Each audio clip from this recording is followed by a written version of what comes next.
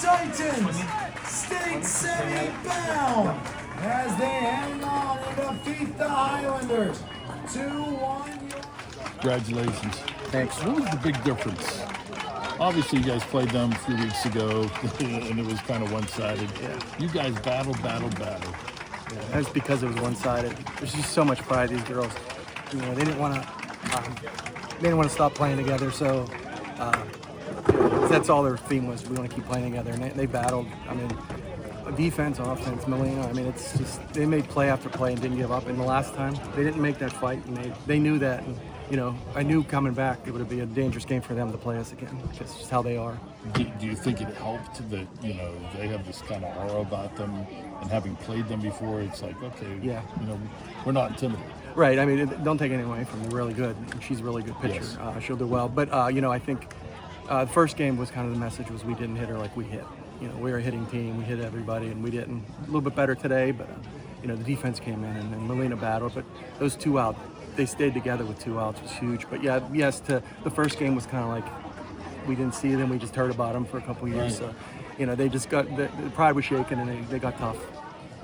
Talk specifically about Melina. I thought she was awesome. She made the big pitches when she had to. Yeah, she's a dog. We call her a dog. I mean, it's a common term, but I mean, she pitches with emotion. Whenever when she's out there, even if she's down, she gets mad. If she's up, she's happy, and she's really good.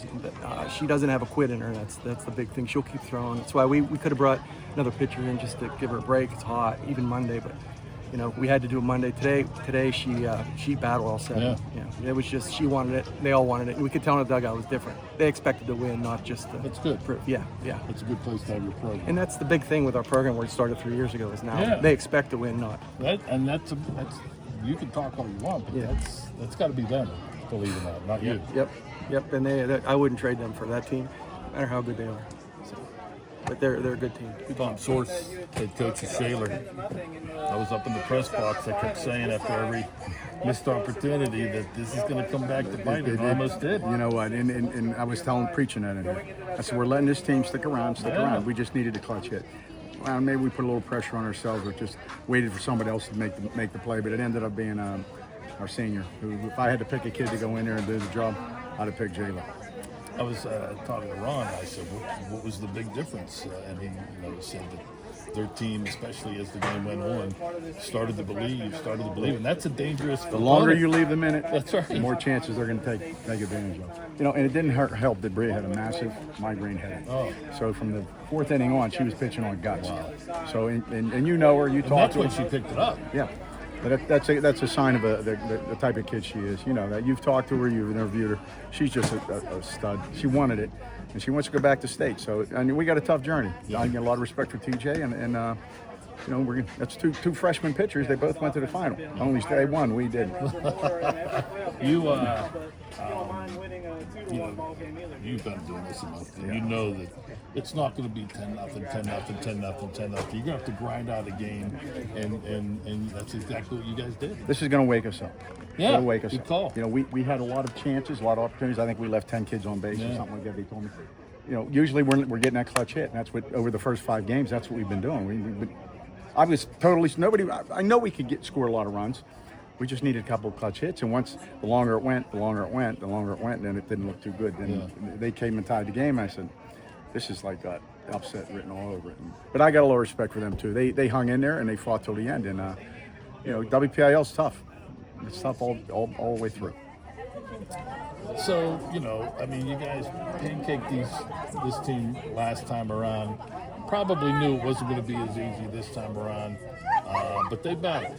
You got to maybe tip your cap to them. Yeah, they came to play. I think we could have come with a little bit more intensity, but we'll definitely come with intensity next game. I mean, 2 games left. You gotta crank it up, right? Yeah, for sure. Yeah, for sure. So, were you getting concerned? I was telling Coach, and Coach said he had the same feeling, and he kept telling you guys. You had opportunities to add to that 1-0 lead, and you kept coming, caught stealing, out of the play, double play, whatever. Were you feeling that kind of pressure that it was still 1-0, 1-0, despite the opportunities you guys had for a bigger lead? I don't think so. I think on the mound I was pretty calm. Like normally I get really intense with the game, but like I told my coach beforehand, like I'm heading to college soon.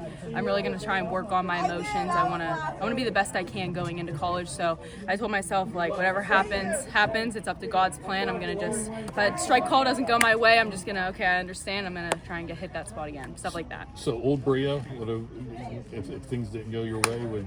Yeah, I would have been like, oh my gosh. But this time I'm working on it. I'm working on it. That's good. That's all you can do. Yeah. Are you working on your bunting? Sorry.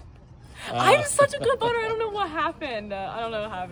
So when you get the headache, the migraine headache, and I've never had one, but man, I've heard some terrible stories. You're out there, it's hot, it's sunny, but you seem to bear down. You seem to pitch stronger as the game went on. I mean, is that what happens, that you are trying to fight yourself so much that you get into a different kind of zone? Yeah, it's something else I have to get through. Like, I came in the dugout after that one. I kept putting my head down, and I kept like squeezing, trying to like make my head feel tense because it helps. And then like I just realized like I need to use my legs more because my upper body isn't cooperating. I need to use my legs more. So I feel like I was throwing harder. I don't normally throw that hard, and I think that's what helped me because I was using my legs a lot more instead of my upper body because I tried not to move my head as much. All right. Now, are you feeling better now? Yeah, I'm feeling. I took Tylenol and stuff and my migraine medicine. So, and that happened during the game? Mm-hmm. That's crazy. Yeah. So you always have Tylenol ready to go. Yeah. Smart. Yeah, they give me medicine, none of it really works, so we'll see. Good job. Thank you. Good job, my man.